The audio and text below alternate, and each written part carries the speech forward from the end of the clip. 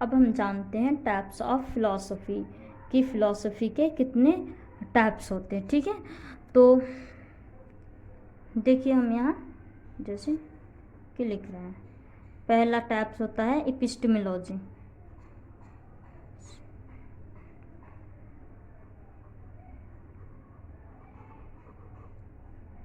Epistemology, फिर metaphysics, फिर इसको हम अलग से डिफाइन भी करेंगे कि क्या होता है।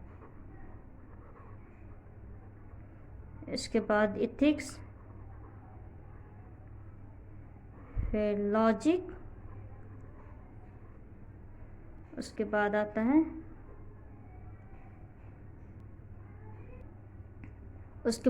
है एस्थेटिक्स। ठीक है, जिसको हम हिंदी में सौंदर्य शास्त्र बोलते हैं। तो हम देखते हैं कि ये होता क्या, मतलब में epistemology, ethics, metaphysics, logic, aesthetics, ये सब क्या होता है। ठीक है, तो जो एपिस्टेमोलॉजी है इसको हम बोल सकते हैं थ्योरी ऑफ नॉलेज, या जिसमें नॉलेज के बारे में पढ़ते हैं। इसको हिंदी में बोलते हैं ज्ञान मीमांसा, और मेटाफिजिक्स को हिंदी में बोलते हैं तत्व मीमांसा। आप चाहे तो नोट भी कर सकते हैं। एथिक्स को हिंदी में बोलते हैं नैतिक शास्त्र, और लॉजिक को तर्क शास्त्र। एस्थेटिक्स को बोलते हैं सौंदर्य शास्त्र।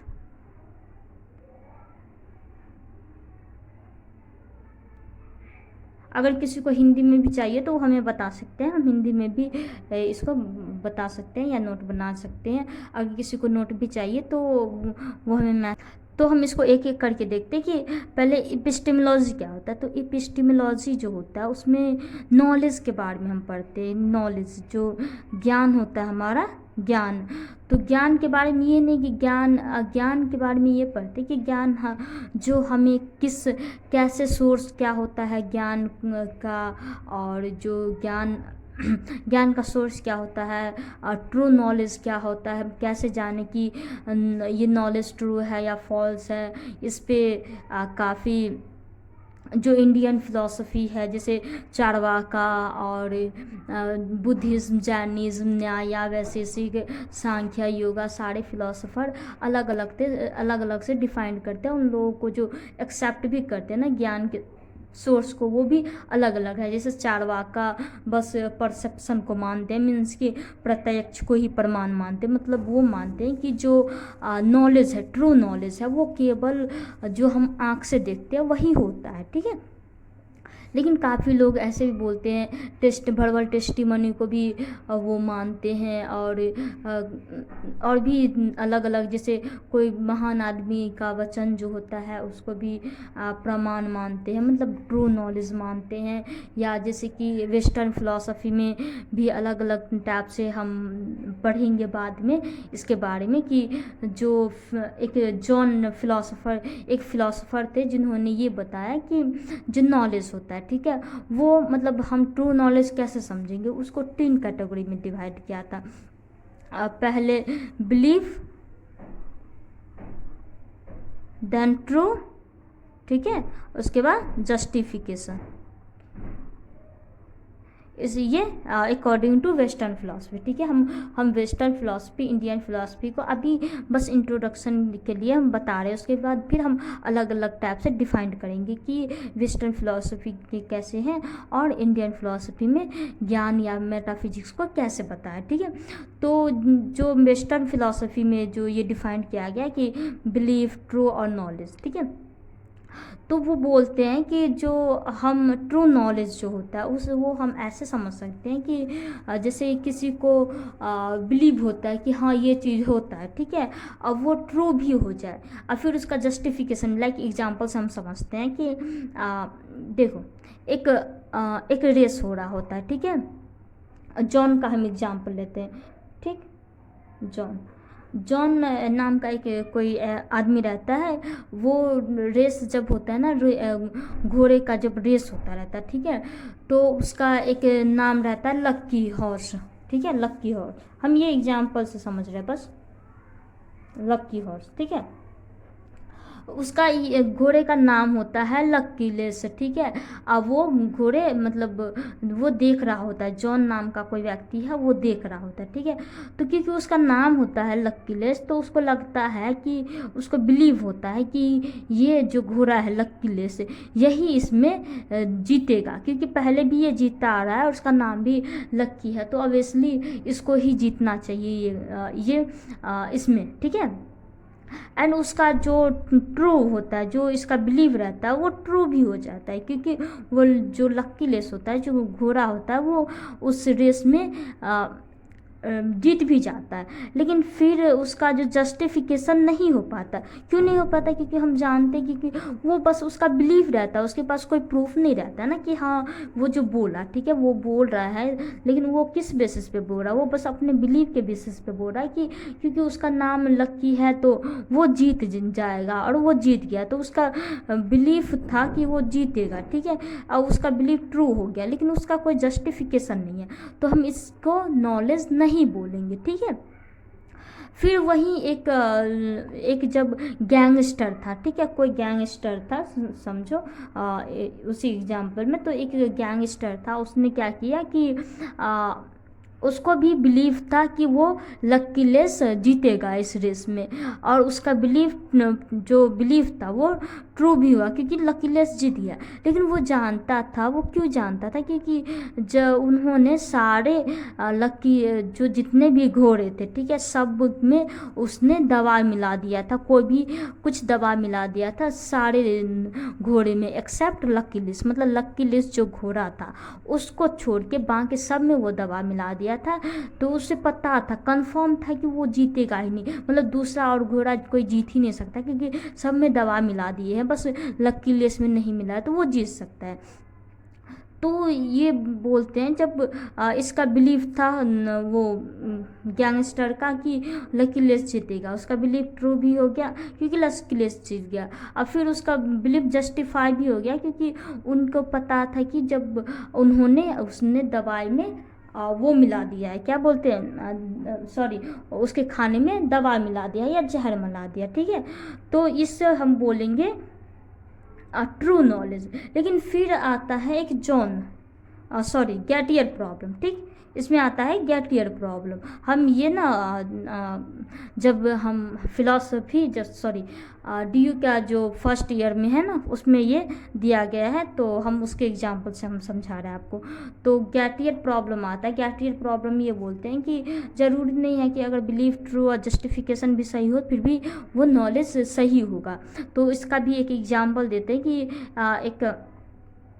कोई भी ले लो, किसी का, जैसे सोनू है, ठीक है, सोनू रोज़ सुबह 8:30 पे वो उठ जाता है, ठीक है, रोज़ उसका वही रूटीन होता है कि 8:30 तक उसको वो नींद खुल जाती है, वो उठ जाता है।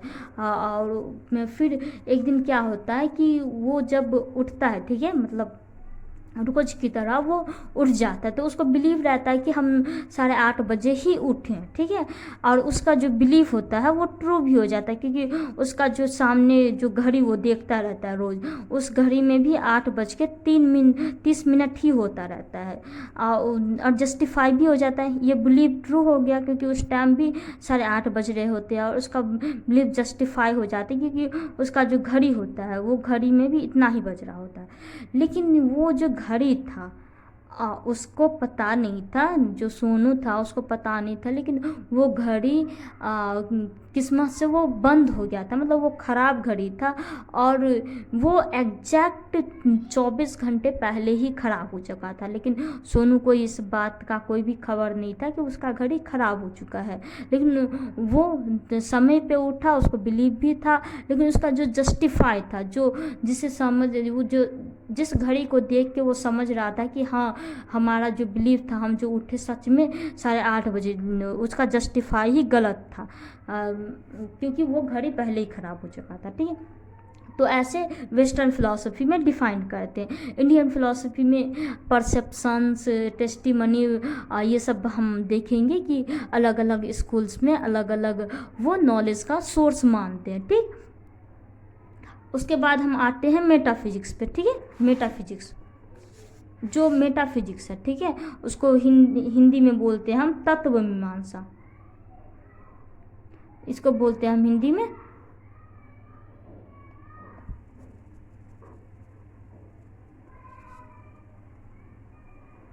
ठीक है, तत्व मीमांसा। इसमें क्या स्टडी होता है, ये बहुत ज़्यादा डीप कॉम्प्लेक्स वो होता है, इसका ब्रांच है, सबसे जो हार्ड ब्रांच होता है फिलॉसफी का वो होता है मेटाफिजिक्स। मेटाफिजिक्स में हम मेनली क्या पढ़ते हैं, इसमें पढ़ते हैं हम लाइक यूनिवर्स के बारे में, यूनिवर्स के बारे में नहीं कि यूनिवर्स से भी जहाँ पे फिजिक्स, केमिस्ट्री, जो बायोलॉजी का जो थिंकिंग है, एक्सपेरिमेंट है, वो ख़त्म हो जाता है ना, वहाँ से ये मेटाफिजिक्स स्टार्ट होता है, समझ रहे हो। तो जैसे कि हम सोचते हैं, जैसे कि हम बिग बैंग को समझते हैं, या बिग बैंग का थ्योरी है, ठीक है, तो लोग पूछते हैं कि मेटाफिजिक्स में ये आता है कि जो बिग बैंग हुआ था, ठीक है, वो क्यों हुआ था, कैसे हुआ था, ठीक है।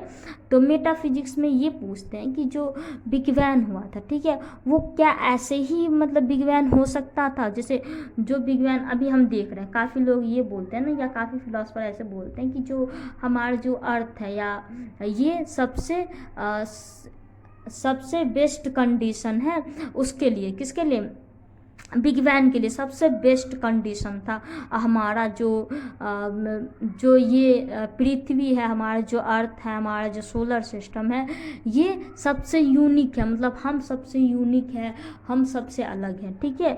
और कितना लोग बोलते हैं कि अगर बिग बैंग होता है, ठीक है, तो बिग बैंग क्या ऐसे ही होना चाहिए, या बिग बैंग में जो वो कंडीशन था जो जिससे हम देख रहे हैं कि एक सोलर सिस्टम भी परफेक्ट है, जो जो अर्थ का रोटेशन है वो परफेक्ट है, जो सोलर सिस्टम से जो अर्थ का डिस्टेंस होना चाहिए हमारे लाइफ के लिए वो परफेक्ट है, उसका अरेंजमेंट परफेक्ट है, हमारे लाइफ के लिए जितना भी चीज़ चाहिए था पृथ्वी पे, पानी, पेड़ पौधा, जीव जंतु, वो सब चीज़ हमें दिखने को मिलता है। तो क्या ये बेस्ट पॉसिबिलिटी थी, या ये बस रैंडम था, ठीक।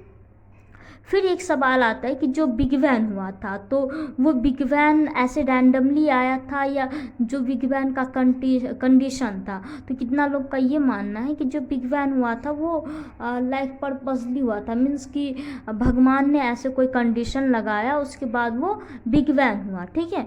और जो ये सब अरेंजमेंट, क्योंकि कोई भी चीज़ परफेक्ट कैसे हो सकता है, एक चीज़ सोचो ना कि जैसे हम जाते हैं रेगिस्तान में, अगर हमें कहीं एक पेन मिलता है या फिर एक घड़ी मिलता है, तो हम ये दिमाग तो लगाते हैं ना कि घड़ी यहाँ पे तो कोई है नहीं, मतलब किसी न किसी का इंसान का तो छूटा होगा ना, वो पेन है या वो घड़ी है या कोई भी सामान है। तो अगर बिना एक पेन या एक घड़ी का जो एग्जिस्टेंस है, वो सब बिना कोई रीज़न का अगर नहीं होता, तो इतना बड़ा जो बिग बैंग हुआ था, यूनिवर्स जो बना, तो वो बिना पर्पसली कैसे हो सकता है। तो इससे हमें गॉड का कंसेप्ट देखने को मिलता है, ठीक है।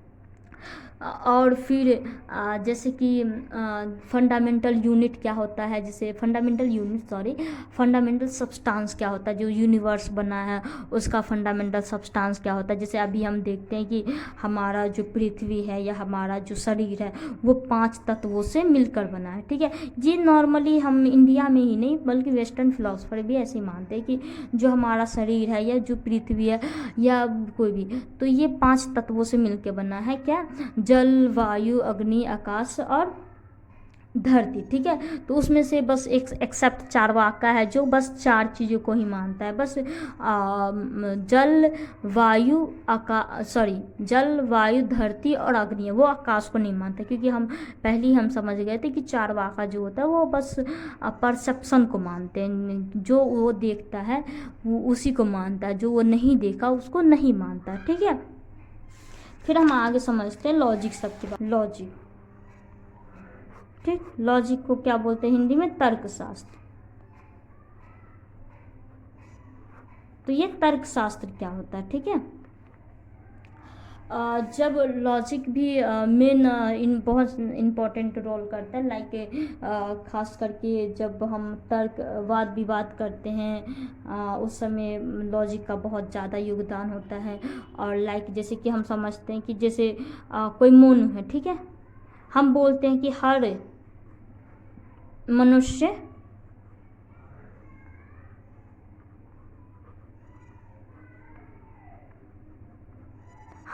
मरणशील होता है। मतलब कि अगर कोई मोनो मनुष्य है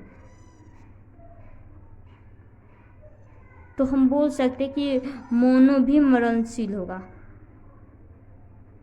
मरणशील मतलब मरता है, ठीक है, मतलब जो पृथ्वी पे जितना आदमी जो भी आया है उसको एक न एक दिन मरना होगा। तो मतलब मोनो अगर पृथ्वी पे आया है, वो मनुष्य है, तो उसको भी एक न एक दिन मरना होगा। ऐसे लॉजिक में ये सब समझाया जाता है, ठीक है। अब फिर हम देखते हैं एथिक्स, ठीक है, इसका नेक्स्ट ब्रांच है एथिक्स। एथिक्स भी एक बहुत बड़ा ब्रांच है इसका, और बहुत उसको भी अलग से हम पढ़ते हैं। यूपीएससी में भी इसका बहुत ज़्यादा मतलब रोल है, यूपीएससी में भी आप इसको लागू कर दिया गया। तो एथिक्स जो होता है, ठीक है, एथिक्स में मेनली हम ये सब पढ़ते कि क्या सच है, क्या झूठ है, हम कैसे पता लगाए, हमारे लिए नैतिक क्या है, अनैतिक क्या है, मतलब हमें क्या करना चाहिए, क्या नहीं करना चाहिए, और ये सब आता है हमारे एथिक्स में। एथिक्स का भी हम बाद में देखेंगे कि उसका भी बहुत सारा ब्रांच आता है। लाइक कि हम थोड़ा सा समझते हैं कि एथिक्स का क्या क्या ब्रांच आता है। देखिए, इसका एक ब्रांच आता है नॉर्मेटिव एथिक्स,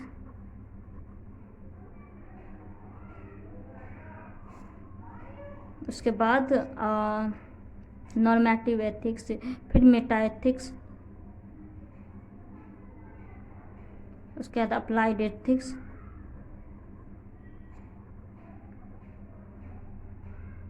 सबको हम डिटेल्स में पढ़ेंगे, ठीक है।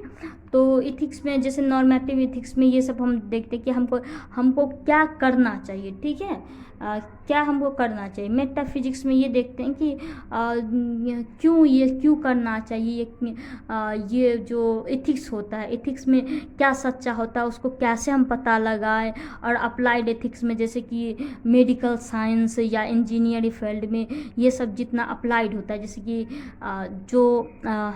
जैसे कि ये होता है, ठीक है, डॉक्टर होता है, तो डॉक्टर को डॉक्टर ही मतलब इसलिए नहीं करना चाहिए, मतलब किसी पेशेंट को जान इसलिए बचाना चाहिए क्योंकि उसका कर्तव्य है और उसको जान बचाना, ना कि पैसे के लिए। तो ये सब हम अप्लाइड एथिक्स में देखते हैं। फिर उसके बाद आता है एस्थेटिक्स, लास्ट इसका ब्रांच है, ठीक है, एस्थेटिक्स। इसको हिंदी में क्या बोलते हैं, सौंदर्य शास्त्र, ठीक है। सौंदर्य शास्त्र को हम जानेंगे कि ये जो होता है ना, जैसे ये ब्यूटी अबाउट, ये क्वेश्चनिंग करता है अबाउट ब्यूटी,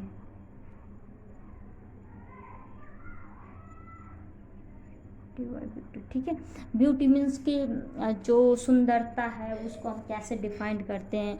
कई लोग बोलते हैं कि जो सुंदरता होता है वो लोग की नज़र पे डिपेंड करता है कि जैसा नज़र वैसा हमें दिखता है। किसी के लिए कोई चीज़ सुंदर होता है, किसी के लिए कोई चीज़ सुंदर नहीं होता है, ऐसे टाइप का होता है। फिर वो सोसाइटी पे भी डिपेंड करता है, कहीं पे काला लोग भी सुंदर होते हैं कि किसी के लिए बस गोरे लोग ही सुंदर होते। तो ये सब जो हम डिफाइन करते हैं, सब के बारे में जो स्टडी करते हैं वो बोलते हैं एस्थेटिक्स, ठीक है।